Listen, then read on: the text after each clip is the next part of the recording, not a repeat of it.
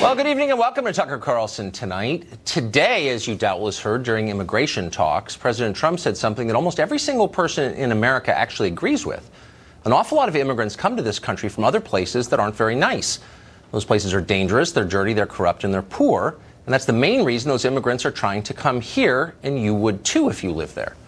President Trump asked why America doesn't receive more immigrants from places you might want to visit on vacation. Why aren't we getting more people from Norway, he said, which by almost any measure, including the UN's measures, is the most developed and richest country in the world. While saying this, Trump used an expletive, and that's not surprising either since he uses them all the time and was speaking privately. And yet, for some reason, virtually everyone in Washington, New York, and L.A. considered this a major, major event. Why is that? To find out, we're joined by Jose Parra. He was Latino Communications Director for Barack Obama's 2012 campaign, and he joins us in the studio. Jose, thanks for coming on. Thank you for the opportunity, Tom. So I think of course you can have a debate over what countries we ought to admit immigrants from, and I think we're kind of having that debate. But what bothers me about the explosion this afternoon is the dishonesty in it. And I'll just give you one example. Joan Walsh over on CNN, an analyst over there, was asked just a minute ago, would you rather live in Haiti or Norway? And she said with a straight face, I can't say. Now, that's lying. If we've gotten to the point where we all have to pretend that every country is exactly as nice as every other country, then we're being dishonest. No, it's basically they're talking about, I think the outrage here is about the insult and the expletive that is attached to the people who come from these countries and who are making a life here in the United States, contributing fully to the U.S. right now. They were talking specifically about El Salvador and Haiti, two countries where TPS was recently revoked by the Trump administration. Right. And between these countries, we're talking about the people from those countries. They're contributing close to $170 billion in GDP. Look, but I'm not. And they're making a full contribution to the economy of this country. It's a complicated picture. But I agree with you. If you're saying that a lot of people who come from those countries are good people, of course I completely agree. But the idea that you're not allowed to say that they're pretty crummy countries, Haiti, for example, or El Salvador, I've been in both of them. That's why people are leaving them to come here. So I don't understand what the sin is. You're not allowed to point out that other countries aren't as good places to live as America? Like, what is the problem? There is definitely an issue here because basically what's happening here is that the president is connecting and articulating the same vision that we saw in Charlottesvile. When they're talking about we won't replace you, what the chanters and the marchers were talking about, but this time it's the same thing. And it's not the same. It's the same. Look, and it's the same. Slow down. What happened to the whole masses that on the Statue of Liberty that we're talking about? Try and track with me here, okay? The president, from what we know, and maybe he said other things we don't know about, but what we know, he said these countries are crummy places, okay? They're holes or whatever, used profanity. But the people who left those countries, some of them rode trains all the way through Mexico or hid in a wheel well of a plane to leave, they would agree with that. So why the outrage? Is it you have to lie and pretend, as Joan Walsh does, that, I don't know, I'd live in Norway or Haiti? Like, we've gotten to a place where nobody can be honest about anything. Do you see the point? Well, first of all, one of the things is that do we apply the same metric to Eastern Europe? We're talking about countries that are not doing too well right now in crime measures and economic measures and other issues. But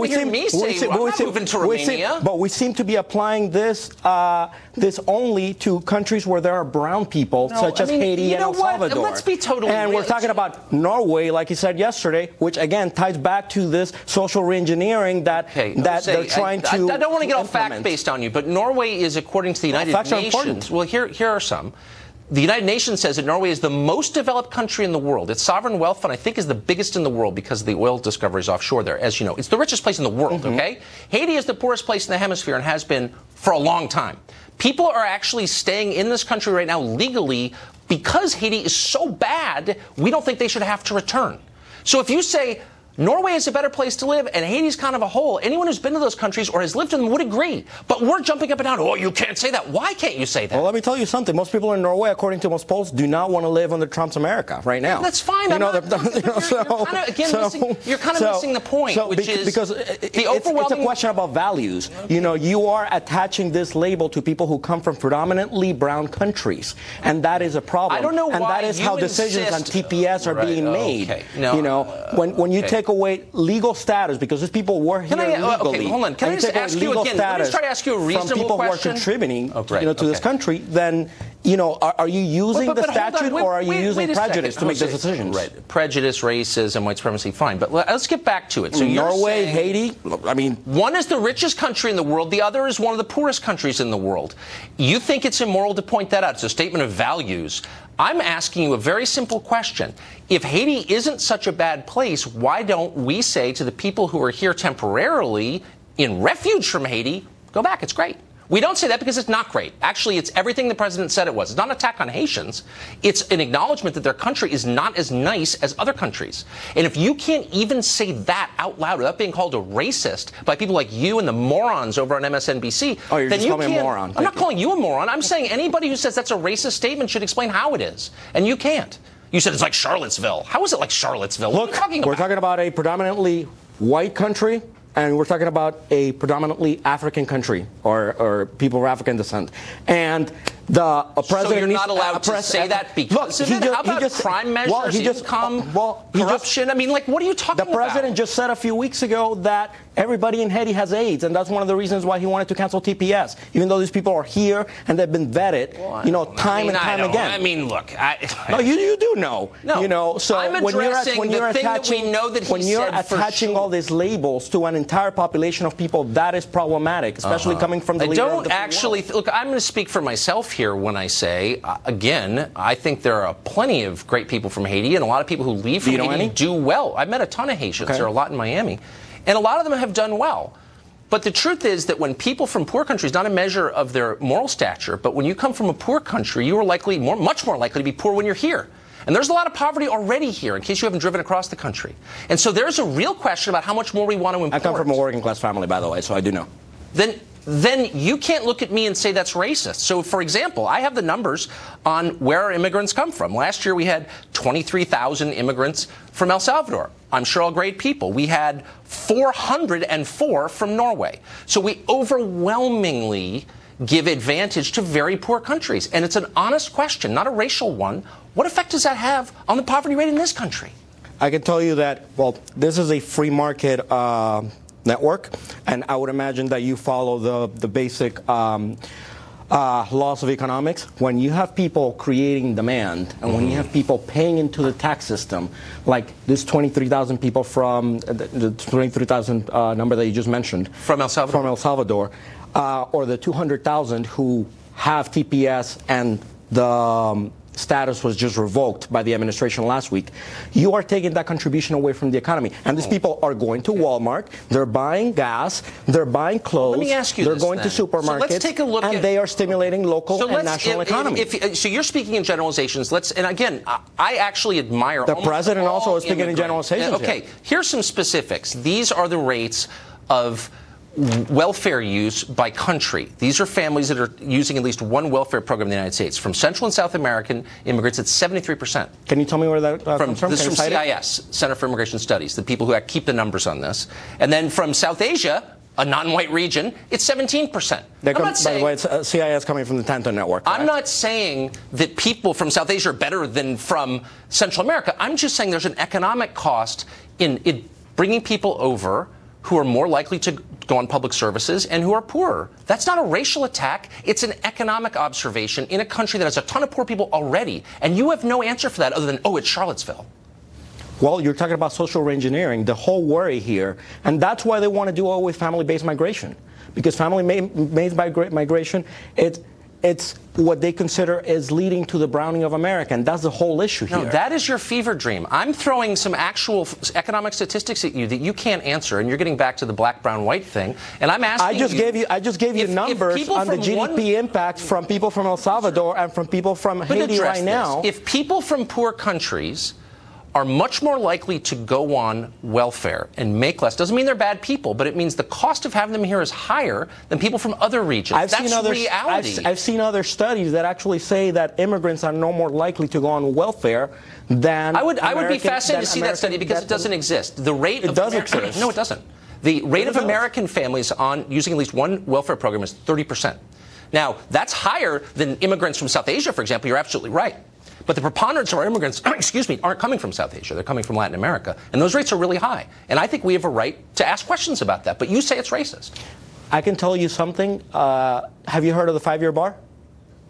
I don't know what the the 5-year bar is a law that Congress passed that doesn't allow an immigrant, once they regularize their status, to access welfare. So I would like to know, how is it that you're coming up with those numbers when law right now prevents people from using welfare? Right, Unless you're, of course, factoring things such as when you get a scholarship, when you get a scholarship or public education, and public education is actually an investment into the country. Yeah. So if you're considering that, if that's what you're factoring in as welfare, let me just ask you a question. That's really problematic. Right. Okay. So. About half of all immigrants. And you can look up the 5-year bar in the Library of Congress. But let me just speak to the reality rather than the law. The law is reality, by the way. Actually, the law is not reality. Yes, and if the law was reality, we wouldn't be having this debate. Yes, I could tell you right now, because I know a lot of people who are not able to access Medicare because of the 5-year bar. About half of all immigrants from El Salvador right now are living at or near the poverty line. Again, doesn't mean they're bad people. It's not an attack on them. But that's not true for immigrants from other regions of the world. Again, why is it immoral for Americans to make the calculation? What makes us more prosperous and what makes us less prosperous? Most of the people who are going to be living near the poverty line are usually because they're undocumented and they are not able to participate in the full-time economy. The people who have been regularized through a program like TPS, there's studies by construction associations around the country how they have moved to supervisory roles. They're well trained and they're producing jobs for other people. And they are generating, contributing. There are plenty of immigrants who are well educated and well trained. Right now, DACA students are contributing $280 billion to the GDP of the country. You don't actually know a lot about these numbers, and you're just yes, I do. Some talk show. Oh yes, I. But let me ask you a theoretical question then, so we don't. You know where it comes from? Of fake numbers. Cato Institute. Right, Cato Institute and Forbes magazine, which I'm sure you consider that a leftist publication. Right. Okay, let's get to a philosophical question. Do you think it's fair for American citizens who live here to decide who comes on the basis of who will potentially help our country more? In 1965, we changed the laws in this country to be closer to family-based migration because we were using quotas. We were using quotas. We're using quotas now. 8 to 1. Want dreamers to stay in the country. So if you're asking about how many Americans are looking for, most support DACA and to regularize the status of dreamers. If you can't answer a question, it is counterproductive just to filibuster. Is it, do you think, at least theoretically allowed for Americans to say, hold on, let me finish. Let's figure out who's most likely to add to our economy, who's most likely to assimilate. Do you think it's okay, or is that racist like everything else that I brought up? Is that okay to ask that question, or is it racist? Immigrants do assimilate. As a matter of fact, I can tell you. Is it fair for Americans to ask that question? What's good for us? Are we allowed to ask that question, or is that racist? Who is we when you say Americans? Because right now, 86. Well, I don't know. You have to tell me who you define as Americans. How about the majority of the electorate? Well, I can tell you that 86. The latest poll that came out today says that 80% of Americans want dreamers to assimilate, including 2/3 of Republicans. So I'm sorry. So we're arguing apples and oranges. No, we're not. We're arguing about immigrants. Does a country have a right to decide who comes in and who doesn't come in? Most Americans wanted immigration reform in 2013 by every poll. Because you can't. By every poll, and you guys tanked it in the House of Representatives. So it's not like you guys want to fix the system. I think our viewers can determine where you're coming from. Jose, thank you. Thank you for your time. Mark Stein is an author, a columnist, and, by the way, an immigrant. We'll let him decide whether his homeland was any sort of hole. He joins us tonight. So, Mark, I mean, maybe I'm, misreading this. And maybe there are things the president said that I didn't hear. I'm sure there were. But from what I could hear, he was saying, look, why would we give, apparently, preference to poor countries over rich ones? And that doesn't seem like a crazy thing to say. Well, I think he's actually saying, why should we give preference to dysfunctional societies over others? And I'll say it if Jose won't. Until 50 years ago, every nation on earth, every Western nation particularly, thought it had the right to discriminate when it came to immigration among those countries and those people who would find it easier to assimilate and contribute to the country they were moving to. And if Jose Jose thinks you don't like black people or brown people, let's keep it all black. I think it's, I don't think, I agree with the president. I wish he'd formulated it more elegantly, but Haiti is a bleep hole, or whatever you want to call it. Barbados isn't. St. Kitts isn't. Grenada isn't. St. Lucia isn't. There are distinctions one can make, even within quite small groups of countries. And as to Joan Walsh refusing to say whether she'd rather move to Haiti or Norway, let's not wait for Joan. Let's just look at the existing traffic. There are immigrants all over the world who move to Norway. Nobody voluntarily moves to Haiti. Why is that? Because it's a dysfunctional society, and so are many of the others from which America's present ludicrous immigration system takes newcomers from. So here's my question. So China is the most aggressive colonial power in the world right now, and it's investing all over Africa and all over Latin America and all over the Caribbean, spending $30 billion in Haiti, for example. There's no pressure from Joan Walsh or the American left for the Chinese to absorb immigration from any of those regions at all. They're not denounced as racist for keeping their borders totally closed to everybody. Why is that, I wonder? Well, because China is allowed to advance its own interests. So it's bought, for example, a big ton of bauxites in Jamaica, the bauxite industry in Jamaica. Yes. But it doesn't feel that along with that, it has to import a big bunch of Jamaicans to its country.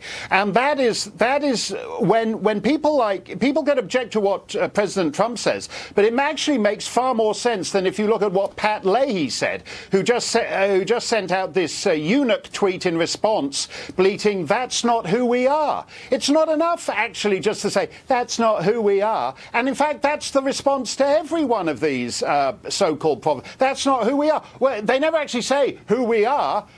They just say, "That's not who we are." And who we are seems to be devolving down into the people who say, "That's not who we are." Everybody else, China, Haiti, Norway, is allowed to be who we are and act as a nation in its own national interests, including on immigration policy. Yeah, well, I think China could use a little more diversity, so we'll be pushing for that in future weeks. Thanks a lot, Mark. Appreciate it. Exactly. Thanks, Tucker.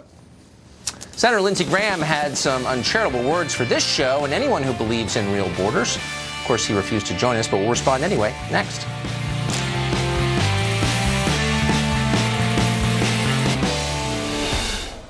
Well, a couple of nights ago, the show was critical of President Trump's public immigration summit with congressional leaders, where the president indicated he was willing to step back from DACA negotiations personally and sign whatever deal that lawmakers agreed on. Senator Lindsey Graham was pleased with it, though. Watch. I think the president did a fabulous job of talking about this problem. He did it in a smart way, in a compassionate way. And, his job is not to sell books. His job is not to carry a TV show. His job is to solve problems, and he's got to work with Democrats. And I was proud of my president yesterday. Selling books. As if we could ever rival Senator Lindsey Graham for cynicism. We never could. And for the record, we never say anything on this program we don't sincerely believe. Can Lindsey Graham say the same? Chris Kobach is Secretary of State for Kansas, and he joins us tonight. Mr. Kobach, thanks for coming on. My pleasure. Thanks for having me. So I'm concerned because what we thought was never going to happen again appears to be happening, and that's the leadership of the Republican Party basically ignoring what its own voters want in favor of a deal that, again, fails to seal the border and give us actual security and the right to choose who comes here. Am I imagining that? No, you're not imagining it. And the most troubling thing about that meeting on Tuesday that I saw was you had multiple Republicans repeating the mantra, we've got to do DACA, we've got to do DACA, we've got to give an amnesty for these people. Look, Tucker, you know that, and you've pointed this out. The DACA amnesty is bad for Americans. It's granting an amnesty to nearly 1 million people in their 20s and 30s, their average age is 24, who are going to compete against young Americans who have a 9% unemployment rate in that age group. And for the young Americans who don't have a college degree, it's a whopping 34% underemployment rate. So we're legalizing foreign nationals who have broken our laws to compete against Americans who can't get a job. So that's bad policy. In addition, it's going to cause another surge in illegal immigration. So the idea that we have to do this is ludicrous, and we should only even consider doing this if there are many, many law enforcement advantages that are given to it, like ending chain migration. I think we have to have mandatory E-Verify, and if we don't get everything we want to secure our borders, including the wall, then we walk away from the deal. We don't need to do DACA. And not only do it, but put it right to the very top of the list of priorities of the U.S. Congress. Before everything, before the opioid crisis that's literally shortening the life expectancy of middle America, we need to do this. I feel sorry for some of the DACA recipients, for sure. I'm not attacking them. But it's not clear why, if you have any questions about it, you should take a moral lecture from a Republican senator who suggests that you're the cynical, heartless one when you raise questions about the effect on American citizens. How do we get to a place where Republican senators are lecturing us about how they're far better people than we are because they're for amnesty? How'd that happen exactly? It's a great question. I mean, furthermore, as I'm sure you know, Tucker, Lindsey Graham and this group of 6 senators that came up with an even more generous mega amnesty, much bigger than DACA, that they have now announced that they favor. The point is, he seems to be giving away the store. He doesn't seem to care that much about all the damage that an amnesty does to hardworking Americans. And so you're absolutely right. And one other thing, the false urgency about all this is ludicrous, too. You know, there's the March 5th deadline that President Trump set, but all that happens on March 5th is that some of the DACA work permits start to expire. Day after day, some more expire. There's nobody showing up at their home with armed ICE agents with a vehicle to escort them out of the country that day. So the notion that we have to rush to grant a bad amnesty is simply false. Yeah, it is false. I'm amazed that Senator Graham has taken time out from advocating for war with Iran to take this position, but he has. And I was grateful to have you put it in context. Mr. Secretary, thank you. Thank you. Take care. A Vermont newspaper editor just lost his job for raising questions about gender politics. That editor joins us next.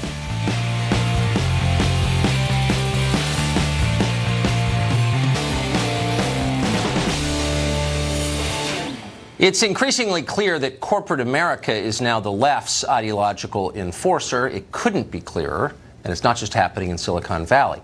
Until this week, Dennis Finley was an editor at the Burlington Free Press in Vermont, but the Gannett media giant unceremoniously fired him this Tuesday after he tweeted questions about a Vermont proposal to create a third gender option for driver's licenses. Why'd they do that? Well, Dennis Finley joins us tonight to answer that question. Dennis, thanks for coming on. Thanks, Tucker. Thanks for having me. So the reason I want to talk to you is I was sincerely, I'm not just saying this rhetorically, a little bit confused by your firing, since you didn't attack transgendered people. You didn't even attack the idea of a third sex on the driver's licenses from the tweets that I saw. But you asked questions to somebody else on Twitter. I didn't understand how that was out of bounds. Well, I believe, Tucker, it was out of bounds because I didn't agree with it. I think it's as simple as that. There's a powerful contingent of speech police out there. This is an extremely liberal state, progressive state, and I kind of galvanized them unwittingly, and it went on all through the weekend, and they didn't want to stop until they had my head on a platter, and they finally got it on Monday evening. But you say Vermont is liberal, but there's nothing liberal about taking a man's livelihood away because you disagree with him. That's not liberal. That's something else. Well, you'd have to ask them, but I think they think it's a feather in their cap anytime they can get rid of somebody who disagrees with them. I think that's what's going on here. But you're a journalist and have been for a long time, and isn't a kind of key tenet of journalism that you get to say what you think is true? The truth is a defense. Truth is a defense. You get to say what is true, but in the age we live in, our companies, a lot of media companies say that we're supposed to be objective, impartial, et cetera, et cetera. I want to ask questions. I want to raise questions and raise issues because I think there are a lot of things going on that we have to ask questions about. And putting a third gender on a driver's license is something that I thought we should ask a question about. So someone on Twitter said something to the effect, I think this is great or courageous, and you said, why is it great and courageous? Courageous. Correct. And I believe that if I had said, that is great and courageous, awesome, that's great, I don't think we'd be having this conversation here today, Tucker. So the question really isn't about objectivity. They're not asking you to be objective. They're asking you to toe a very specific line. Of course. They're asking me to toe the line. They're asking me to agree with them. And they're asking me to, they're holding my feet to the fire to make sure that the orthodoxy wins out. And this time, they held my feet to the fire until my company said that's enough, you're fired. Do you see this as a trend? It's something that I've begun to notice where big companies have become the heavies for the cultural left. You think of big companies as conservative, but all of a sudden they're the ones who seem to be enforcing orthodoxy. Is that my imagination? No, I don't think it is. I think big companies, a lot of big media companies are more or less encouraging the left. I believe that I don't think that they're objective. I don't believe that they want debate. I think they want us to conform to the prevailing ideology that's out there. And the prevailing ideology that's out there is leftist. And when the leftists take you on, they're big in number, and people are afraid to say anything against them. So they often win. They won a little while ago here in Vermont when they shouted Charles Murray off the stage in Middlebury when he tried to give a speech. That was on your show. I know. So, yeah, it's hard to disagree with them. Or they take your job away.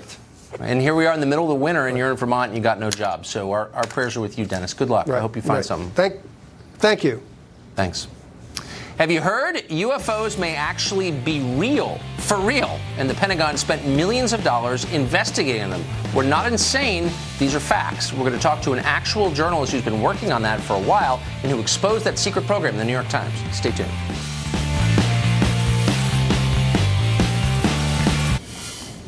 Well, you may not have heard about this, since apparently it's not a big news story somehow, but UFOs turn out to be real. We're not kidding. Recently, the New York Times profiled a secret $22 million Pentagon program that investigated unidentified flying objects. Doesn't mean they're from outer space, but they're not identified, and they're flying, and they're objects.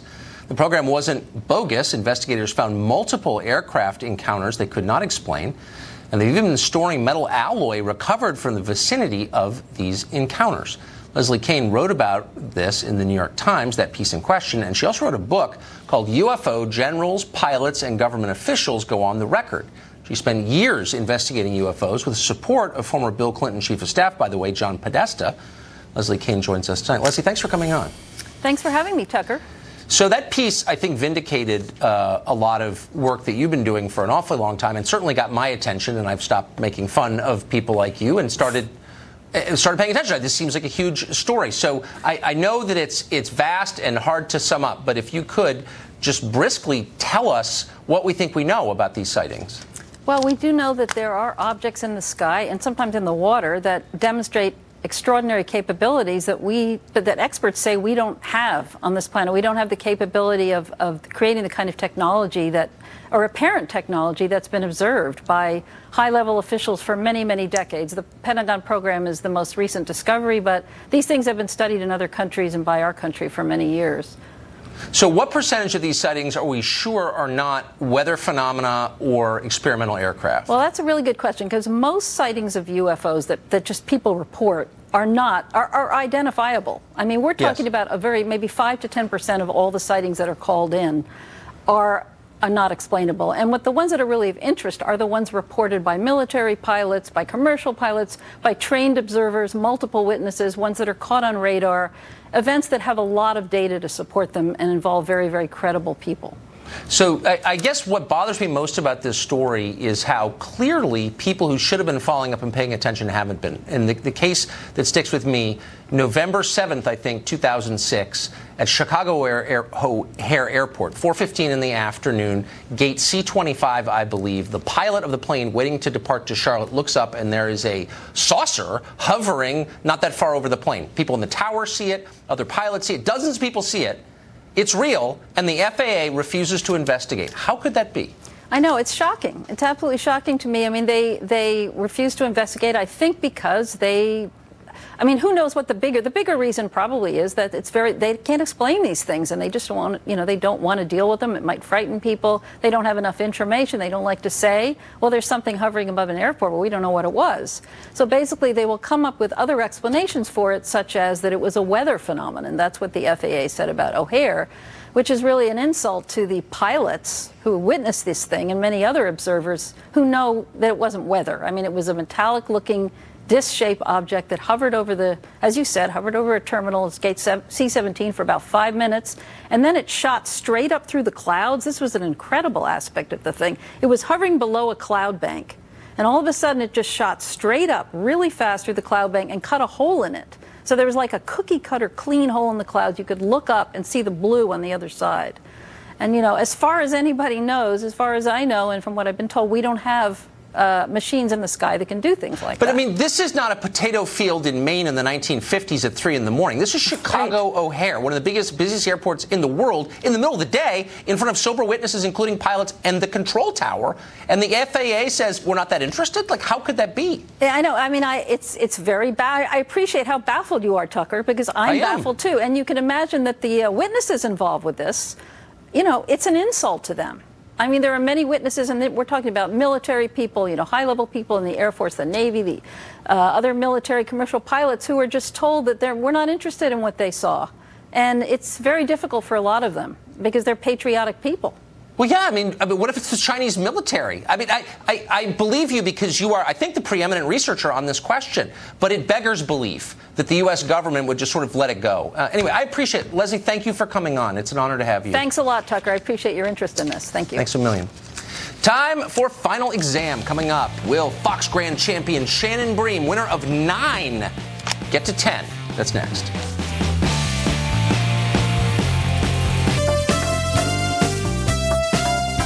Well, your prayers have been answered. It's time now for Final Exam, where we see which news professionals have been paying attention to the news. We do that by pitting them against one another in a best-of-5 news quiz.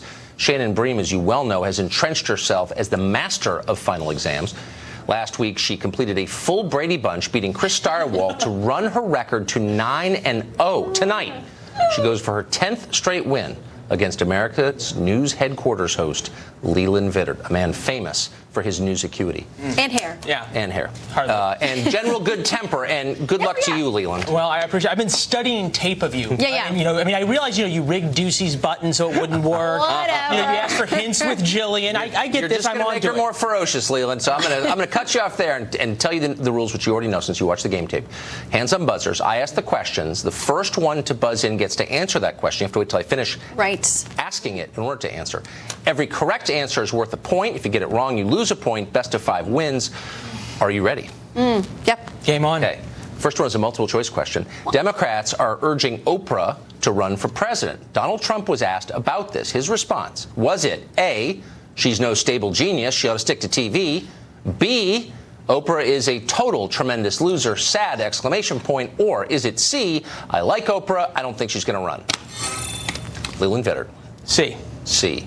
To the tape. Oprah would be a lot of fun. I like Oprah. I don't think she's going to run. Again, Wow. Come on, this is so trying to psych me out. Come on, this is so trying to psych me out. Yeah, you join a long list of people who began in No. pole position. I know how this goes. He got it. And then fell. I mean, Congratulations on getting congratulations. that. All right, let's You only say you wanted do the one night. question 2. Another multiple choice. The president just unveiled his latest nickname, this time for Senator Dianne Feinstein of California. What was that nickname? Was it A, Sleepy Diane, B, Sneaky Diane, C, Swampy Diane? Leland Vittert. I'm going with sneaky. Sneaky Diane, not Swampy, Sneaky, not Sleepy. Roll tape. We do have this tweet last hour. What was it, 20 minutes ago? The fact that Sneaky Dianne Feinstein.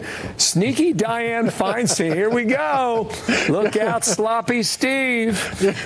Sneaky Dianne Feinstein. She's trying to lull me. I know. Wow. No, I mean, okay. shoot it This up, is that's without what I do. precedent, but she is trying to lull you. I agree with that.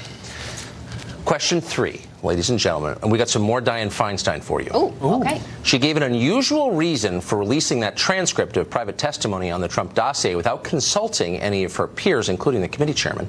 What was her excuse? This is where Shannon asked for hints. What was Dianne Feinstein's excuse? She did it unilaterally. She didn't ask the ranking Republican. She just did it. And she said, but I did it because... I was off that day? It's a medical issue. That's our first hint. It's something you can catch on the subway. Narcolepsy? I'm up by 2. I feel like I can't from your give up. child.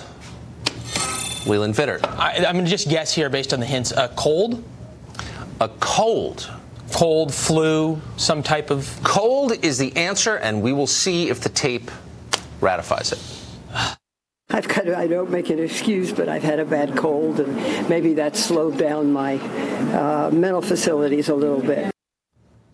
Here you go. There you go. That class in deductive reasoning paid off. The answer was not narcolepsy, though close. Well, yeah. I mean, you can catch that on the subway. I've caught it on the subway. I don't laugh about narcolepsy. Okay, next question. Again, can I ask the rules here? It's best of 5, right? Right. Best so I mean, of you're 5, but an incorrect answer puts you in down a point. Yeah. Okay. So anything can happen. It's a dynamic game. Yeah. And I wouldn't count your points until they're final. Okay. All right. Thank you, Professor. Another multiple choice. Americans still thawing out from intense cold weather. One place in the United States was colder than the surface of the planet Mars. Was it A, in the state of Nebraska, flat and cold, B, in New Hampshire, mountainous and cold, or C, the northernmost state on the East Coast, Maine? Leland Vittert. I shouldn't have done that based on the rules, but I'm going with New Hampshire. You're going with New Hampshire? I am. Okay. New Hampshire. Is New Hampshire the answer? Mount Washington, New Hampshire. It's so cold they were blowing bubbles and they froze. And you can see the guy actually holding those bubbles as if it was a baseball. It feels like minus 100, tied for the second coldest place here. This is on the Earth. benefit of working on the weekends. Brian Yennis was doing that live shot on my show. How could New Hampshire be colder than Maine?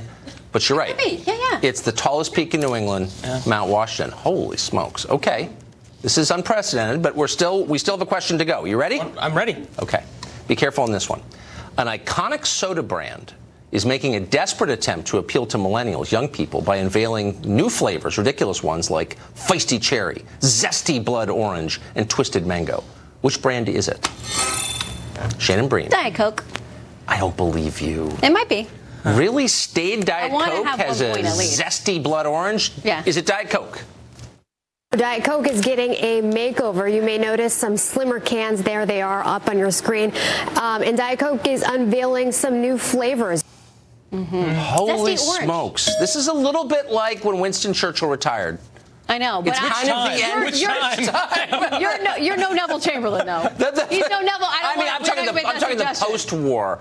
Oh, the post-war. Well, can I hand it over? Yes, you may. You can hand. This is the coveted mouth breather mug. Like I'm crowning the new Mr. America. Well, I am gracious for you and your. You're really speechless. No, that's okay. That's if you okay. need to borrow the other 9 to make a complete set of 10, Tucker I'm set happy this to up as I was going to lose. I didn't even have an acceptance speech written. You got to be prepared. I was asking you in the gotta men's room earlier. Congratulations to you, Leland Vittert. Shannon Bream, you've been a fierce competitor, a terrifying competitor. I'm looking forward to Congratulations. Thank you. 9 in a row. Congratulations. I'm going to retire now. No. You have to go for 9 now. Pay attention to the news all week, every week, and we'll be back next Thursday with another news quiz. We'll be right back.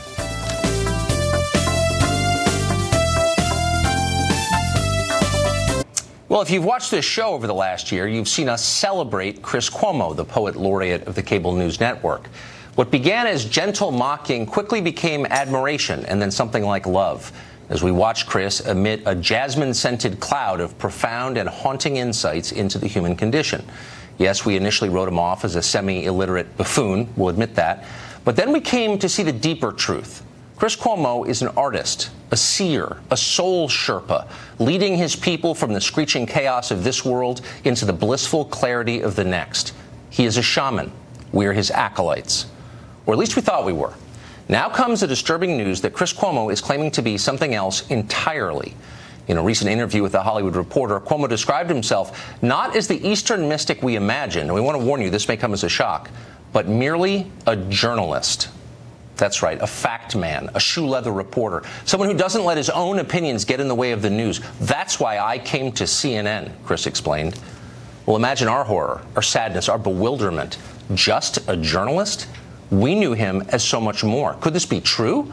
Or is it merely a veil meant to confuse unbelievers, one of the 1,000 names of Vishnu? Here's the Chris Cuomo we know. So why am I going? That's the job.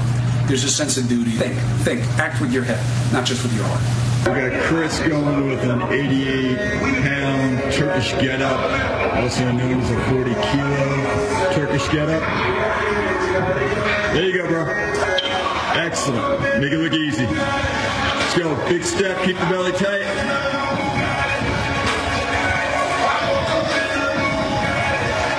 Awesome.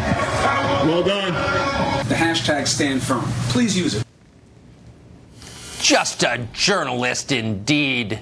You're so much more than that, Chris. With abs like that, don't sell yourself short. That's it for us tonight. Tune in every night at 8 to the show that is the sworn enemy of lying, pomposity, smugness, and especially groupthink, trying to tell the truth in a world that demands lying. DVR it if you know how that works. And more than anything, stay tuned for Sean Hannity. He's next.